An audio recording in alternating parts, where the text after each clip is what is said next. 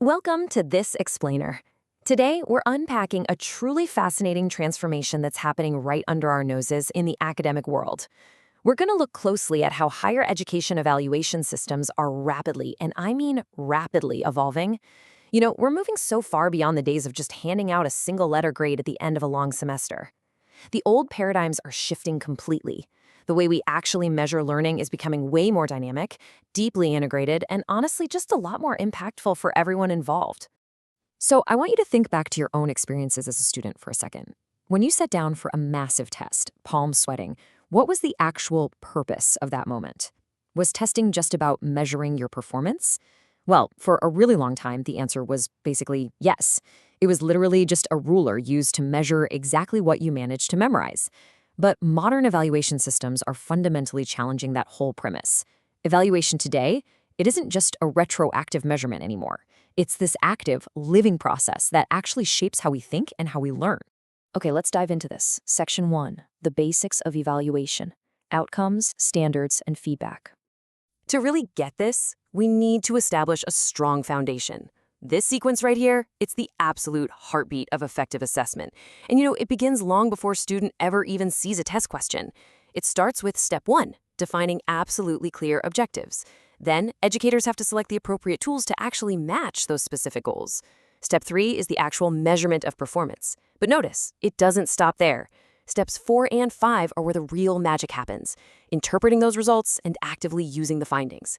This specific sequence is so absolutely crucial because it takes a simple, static test and turns it into a continuous tool for enhancing both how teachers teach and how students learn.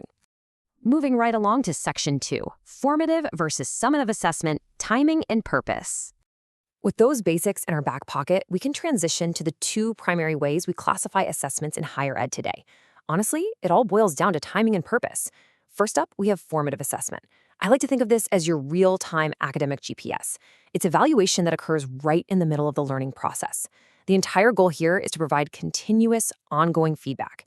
It lets students spot their weak spots, and it lets educators totally adjust their teaching strategies while the learning is still actively happening.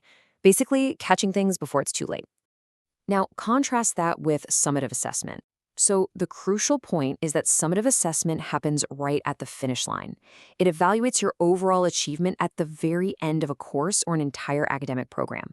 It's the final destination. We're talking the comprehensive exam, the massive final paper, the senior project.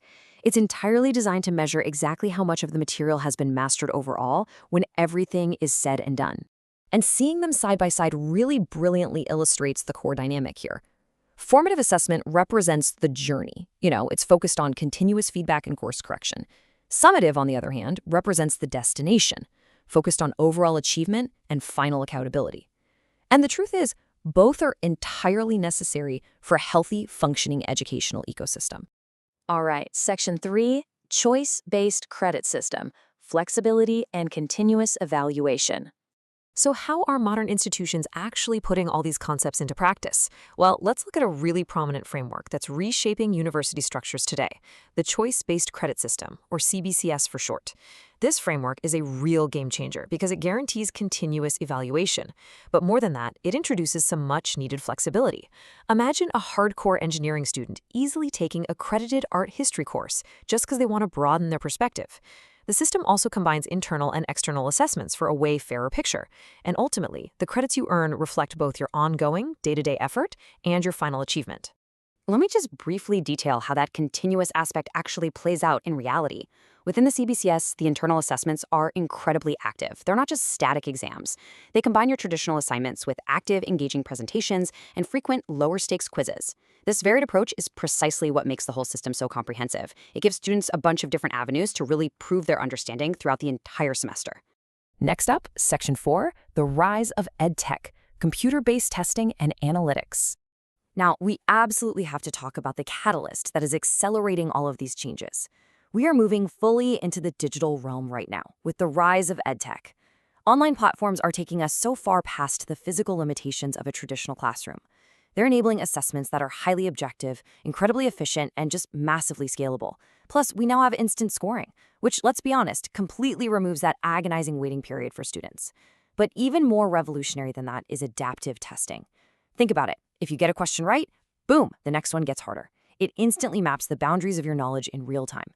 Combine that with deep, intelligent analytics to pinpoint a learner's exact strengths and weaknesses, and evaluation becomes incredibly uniquely personalized. But here is the critical pivot, right? Having this incredibly advanced, scalable testing software is fantastic, sure, but it forces us to ask a much harder question. How do we move beyond rote memorization? If we're just using supercomputers to test if a student can regurgitate a textbook chapter, well, we're completely missing the point. We need systems that evaluate true, deep comprehension. Let's move to and see how this builds into Section 5, Innovations Driving Deeper Learning Beyond the Traditional Exam.